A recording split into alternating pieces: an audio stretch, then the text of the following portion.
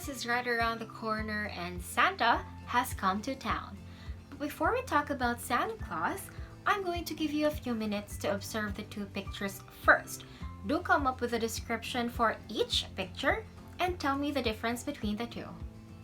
Your time starts now.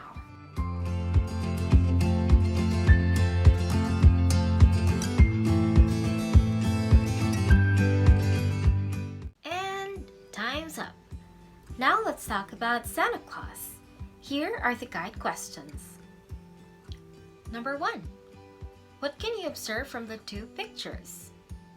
Number 2. How are the two pictures different? Number 3. How are Santa and his friends related to our lesson?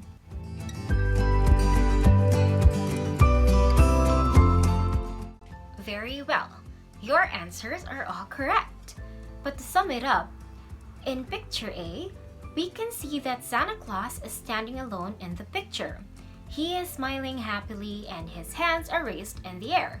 We can say that Santa Claus is independent. In picture B, we can see that Santa Claus is standing happily with his friends, Rudolph and Mr. Snowman. Santa depends on the help of his friends to deliver gifts on Christmas Day. We can call him Dependent Santa Claus. So does these sound familiar? Of course. Our lesson for today is dependent and independent clauses. Get it? Clauses?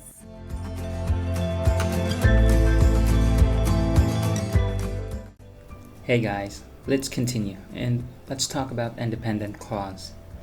An independent clause is a group of words that can stand on its own as a sentence. It has a subject, a verb, and is a complete thought. Here's an example of an independent clause. My father is reading a book. So, what is the subject of this sentence? The word my father. And what is the subject doing? The subject is reading a book. So, what makes this sentence a complete thought? Because it has a subject and a verb, and it stands on its own. Here's more example of an independent clause. Number 1, waiting to have my car's tires changed is boring. Number 2, she eats. Doesn't sound an independent clause, but it is. And number 3, I enjoy sitting by the fireplace and reading. And always remember, as long as the thought is complete, any clause, long or short, is an independent clause.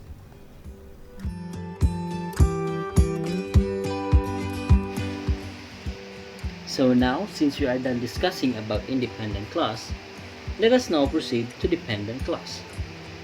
What is dependent clause? A dependent clause is a group of words that also contains a subject and a verb, but is not a complete thought and cannot stand alone. It is like a remote control without its battery. As we know, remote is always dependent with its battery in order to work. So let me give you more examples to elaborate further. While my little brother is sleeping.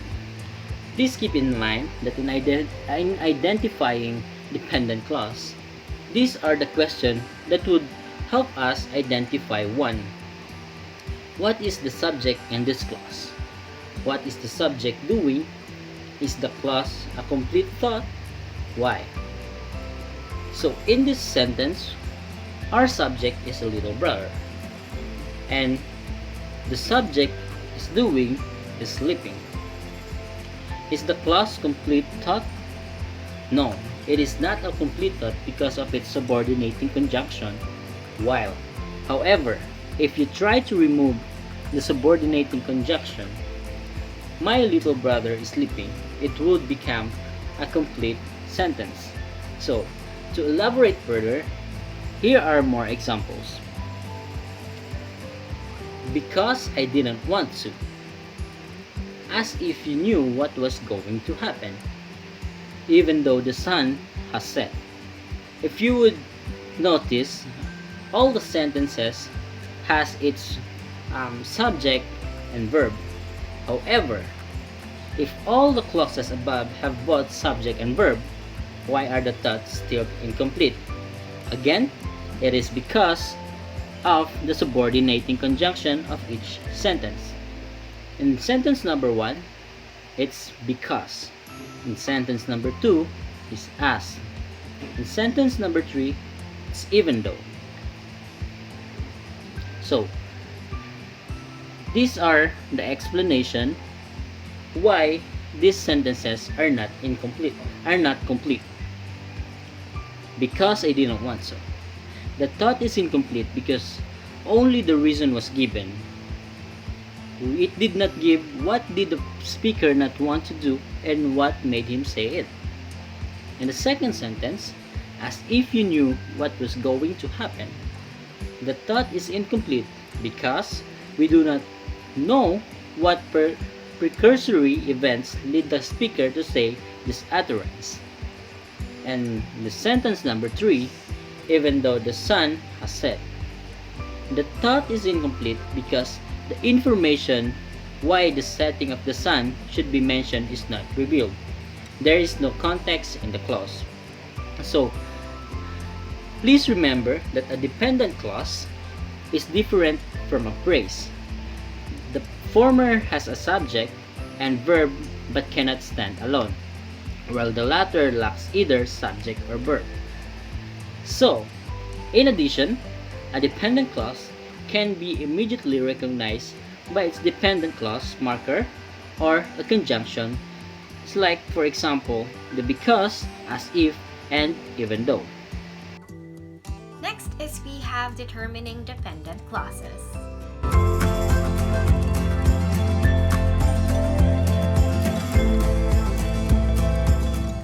Subordinating conjunctions. We use subordinating conjunctions to identify dependent clauses. Generally, subordinating conjunctions are words that are used to join clauses together. They signal or introduce the dependent clauses in a complex sentence. Now, a complex sentence is a sentence that has one independent clause and one or two dependent clauses. Here are examples of subordinating conjunctions. After, although, as, because, before, even if, even though, in order to, once, provided that, rather than, since, so that, than, that, though, unless, until, when, whenever, where, whereas, whether, and while. So remember, if you see any of these words in the beginning of a clause or in the middle of a sentence, then the clause may be a subordinating clause or another term for dependent clause, or the sentence may have a dependent clause in the middle of it. Now let's talk about the correct way to combine clauses.